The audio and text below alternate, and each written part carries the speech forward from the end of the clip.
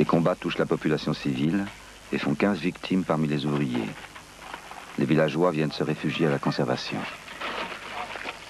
Nous avons déjà regroupé près de 200 de notre personnel cambodgien, qui en comptait 800 avant les événements. L'autre partie étant sur place, notamment Angkor Wat. Angkor Wat est devenu un refuge. Il y a quelques 3000 personnes qui vivent dans Angkor Wat. C'est d'ailleurs très, très beau, très émouvant. Le lendemain, en filmant les réfugiés dans Angkor Wat, René Puisseau et son caméraman Raymond Meyer tombent sous les balles des soldats vietnamiens. La ligne de feu se stabilise entre la ville de Siem Reap et les temples. Les belligérants autorisent Grolier à circuler uniquement à bicyclette. Grolier veut continuer les travaux. Il n'est pas question de poursuivre certains chantiers qui nécessitent trop de matériaux, comme celui de Bapwon, cet immense temple, dont Grolier a entrepris la restauration. Des milliers de pierres ont déjà été déposées et numérotées. Mais il essaie malgré tout d'achever les autres chantiers.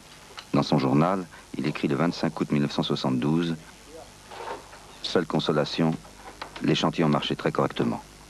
Mais refaire du 10 ou 11e siècle en ce moment et dans ce contexte confine, je l'avoue, à la folie pure et simple, ou si l'on veut, à un acte cher aux surréalistes. »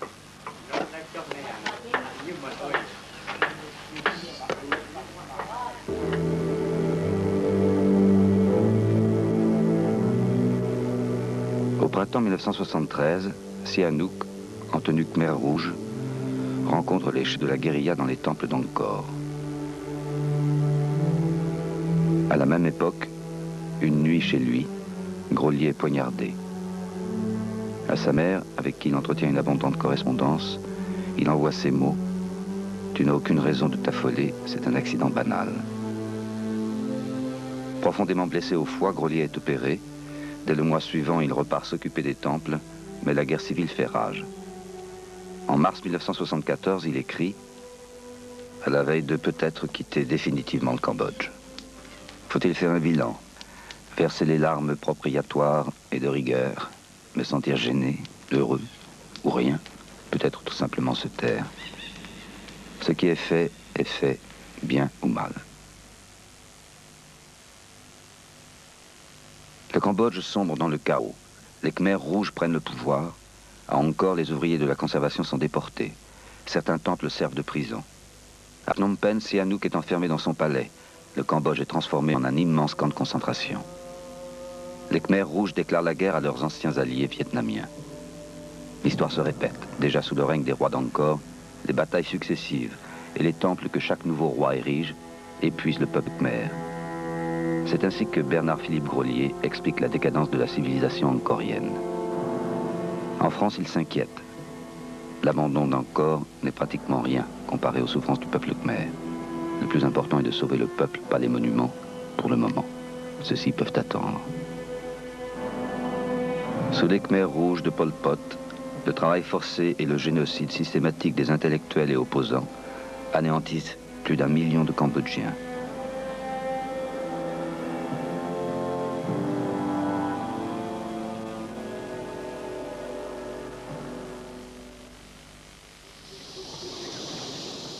« 1979. Les Vietnamiens renversent les Khmers rouges et installent un régime dominé par des communistes cambodgiens qui leur sont proches. Sihanouk repart en exil. Royalistes, nationalistes et Khmers rouges continuent la guerre contre ce pouvoir. Les pays occidentaux, dont la France, ne reconnaissent pas le nouveau gouvernement. Grolier ne peut donc pas retourner au Cambodge. Le génocide l'a considérablement affecté. Il succombe à une crise cardiaque le 29 mai 1986.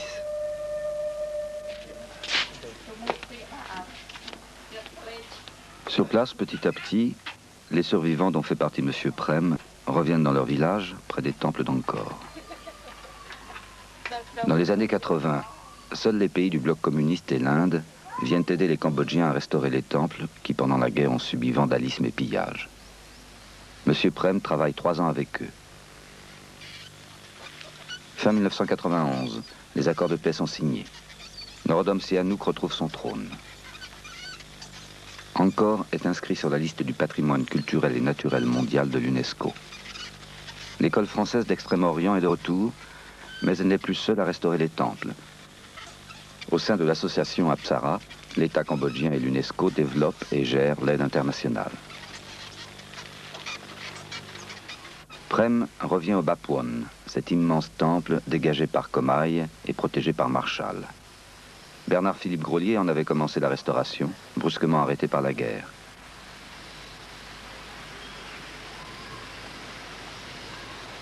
Alors, au fil des ans, les ruines du temple disparaissent sous la végétation. 25 ans plus tard, il faut débroussailler avant de reprendre les travaux. À l'époque, 400 000 pierres du Bapwon avaient été déposées et répertoriées dans la forêt le long du temple. Mais pendant la guerre, les livres de dépôt ont brûlé. Aujourd'hui, il faut retrouver et reclasser toutes les pierres afin de pouvoir les remonter.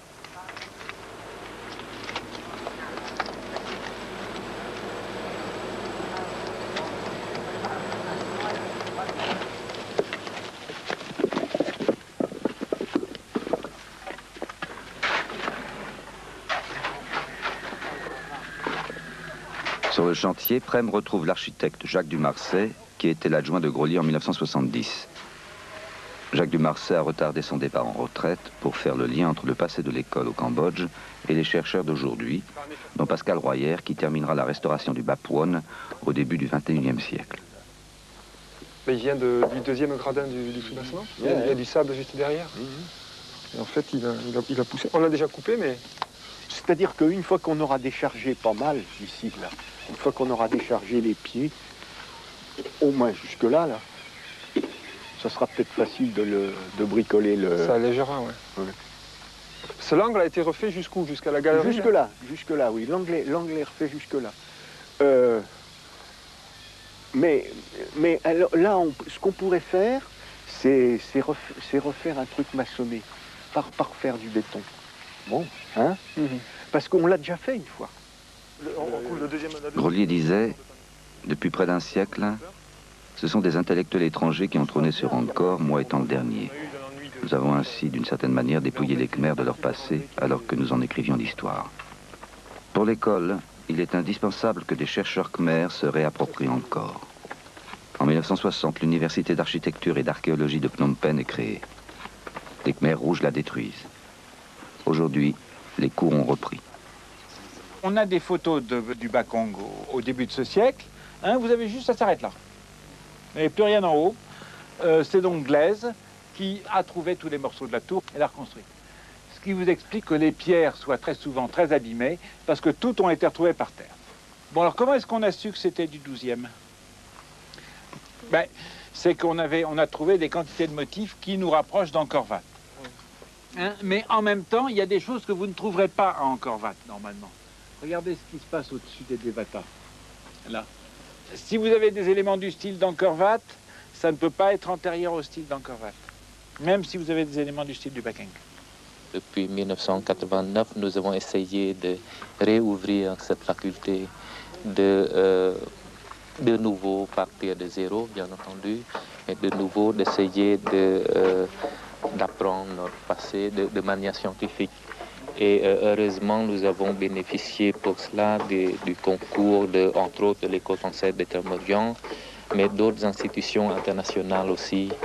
Il se trouve qu'Angkor étant inscrit comme patrimoine mondial, nous avons cette chance que l'enseignement de l'archéologie est considéré comme faisant partie de cette entreprise internationale de sauver Angkor. Depuis un siècle, riche d'aventures épiques et dramatiques, les chercheurs de l'École française d'Extrême-Orient découvrent l'histoire des temples d'Angkor. Bernard-Philippe Grolier a synthétisé toutes ces données en élaborant sa théorie sur l'empire agricole. Aujourd'hui, ses successeurs continuent les recherches. Au Cambodge, les pluies de mousson et les crues du Mékong inondent quelques semaines par an la plus grande partie du pays. Le reste du temps, la sécheresse domine. Au IXe siècle, les Angkoriens s'adaptent et tirent profit de ces conditions climatiques. Leur secret, la maîtrise de l'eau. Durant les inondations, ils remplissent d'immenses réservoirs, les barrets. À la saison sèche, ils répartissent l'eau dans les rizières en profitant de la naturelle des terrains. Plus tard, ils complètent le système par un réseau de canaux d'irrigation qui rend possible 2 récoltes de riz par an. Cette abondance nourrit une nombreuse population et une puissante armée. Au sommet du système politique et social, le dieu roi qui construit au centre de sa ville un temple montagne, symbole de son pouvoir absolu. Au XVe siècle, la civilisation angkorienne s'est effondrée. Aujourd'hui, les canaux d'irrigation sont détruits et le Cambodge manque de riz.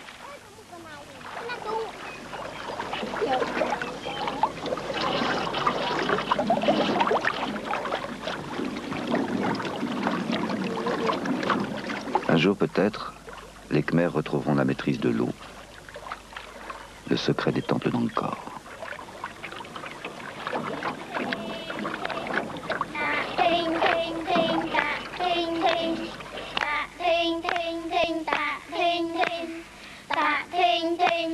Ta